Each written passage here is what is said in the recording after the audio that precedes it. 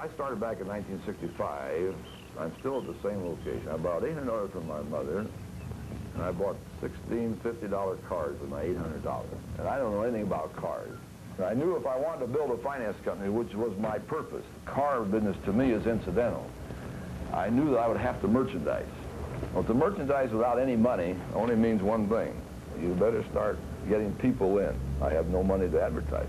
And I marked every one of these cars $99 in big letters in yellow poster paint across the whole front windshield. I opened up on a Friday, and by Sunday night, I had sold approximately 24 cars. And the reason for the 24 cars was because I took in some trades. Some of them I delivered for $25 down, $10 down. It made no difference. I wanted those weekly payments of $10 to come in. My name's Trader Vic. Actually, it's Victor Snyder. I own this used car lot. If this wind keeps up, we're going to do no business today. But if it just comes out sunny and stays that way for just a few hours, we ought to get out 10 or 12 cars today, and it would be a super day. The one way at the end? Oh, it is a Skylark. Yeah. Yeah, $119. Right. In this type of operation, we try to double our cost of our car plus reconditioning. You're going to have to fix it. Are you a mechanic? Yeah. If we pay $300 for a car, put $100 in it, we're in at $400. We try to ask $799. We try to double it. That doesn't mean we get it. Sometimes we do. Sure. If it don't start, don't blame me. Wait right there. To me, it's just as important to sell a car for $199 as it is one for $11.99. The $199 car usually means a new customer. And the way we treat the new customer is the way we get our repeat business. You want to make payments or you want to pay cash? Well, what's the matter with payments? I make more money that way. What? I make more money that way. A lot of times I'll talk a man out of a cash deal and tell him to pay me, well, pay me 3/4 of it and pay me $10, $15 a week on the balance. Establish your credit with me. You may never know when you may want another car. She can't drive no stick. She can't drive a stick. I taught my wife to drive everything. How about this little Rambler? Start this up. See if it's an automatic first. Yeah. Yeah. Close the door. You never know when they jump out of gear. My God, it runs. As far as keeping the car running, I spend 90% of my reconditioning after sale rather than before sale. This is strictly psychology. You want to take it around the block? There's always a chance the customer will fix something himself, you know, without asking you to pay for it. It may sound a little bit shady, but it isn't. Some people are embarrassed to ask what they rightfully have coming. Safety-wise, however, everything is checked. If you take your word, my word for mine, I'll take your word for yours. Right. The nucleus of any business is your old customers, not your new customers. This pays the basic overhead. What do you give me for that? I asked you if you're going to drive my car before you buy it. You're in business today, ain't you? Yeah, I'm in business today. I'll guarantee you can go to New York and back in this car. No way your Falcon Wagon's a better car than this. Afraid to even up if I show you this? The worst thing to do in buying a car, however, is impulse buying. Like most youngsters, the first thing they want is a 4-speed. That's the last thing they should buy because it's been driven by 16 youngsters already. And the first man that bought it was a hot rodder. He wouldn't have bought it new. I should buy an easy car in a 6-cylinder, automatic transmission. If you don't know about a car, take it to a mechanic. And if the dealer says you can't take it to a mechanic, don't buy it. You're breaking my heart. I was reaching from 100.5 to 200. Now you're breaking my heart when you say 220. Quit worrying about price. A dealer has to make a profit to stay in business. There's no way to chisel a dealer down to the point where he's going to lose money in a car. He can't do it. I want to congratulate you. You made it back. Howdy, ma'am. I took a lot of guts to take your wife and baby in one of my jalopies. I'll tell you for sure. But it made it back, didn't it? Yeah, it made it back. You don't ring them. No problem. She don't like it. No, I ring half a pound one that she can make payments. If we're going to make payments, just 3 questions. Yeah. How long have you been on your job? My job? Yeah. 5 years. Who do you work for? In extending credit, it's a matter of experience, I believe. The finance company will loan $500 to a working man, and he'll check credit out. Yeah. What do you do there? I'm a technician.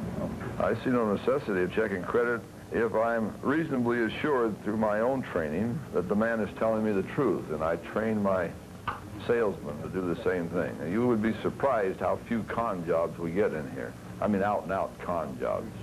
You can buy any car in the lot for $300 down. Anything else you want? No. Any car in the lot. So let's get over on the good cars. All right. Find a car for your wife, okay? Make sure it's got brakes again. Okay. On this car, the way I operate, if you find anything wrong with it, I'll fix it before I deliver it. Fair enough?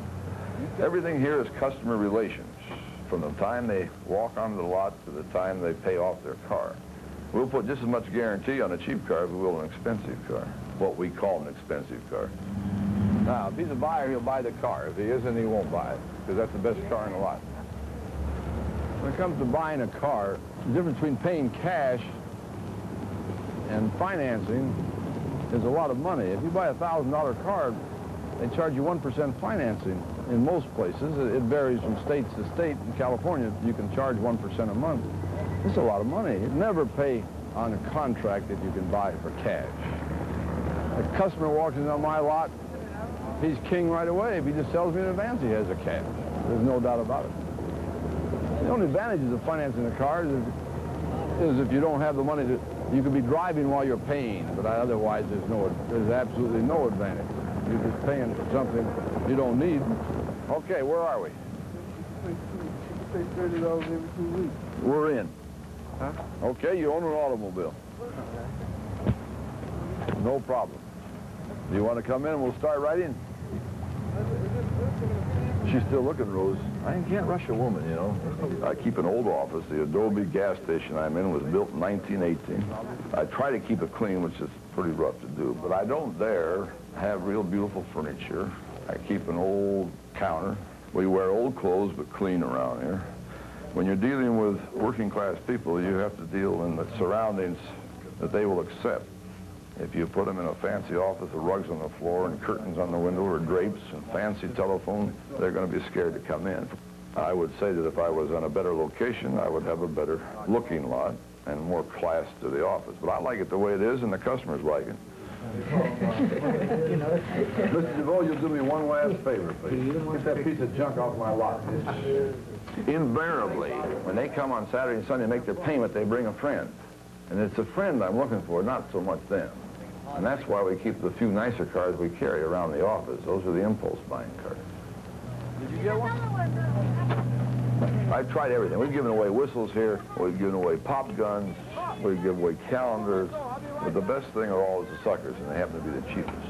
The kids come looking for Trader Vic now, and they follow me around like a Pied Piper. But they bring the neighborhood kids. Their parents want to know why the kids all want to come down here. Who's Trader Vic? Now, I'm not going to put it in dollars and cents, but I'll guarantee you that when I buy 10,000 suckers and give them away in 3 months, that I pay for it 50 times over.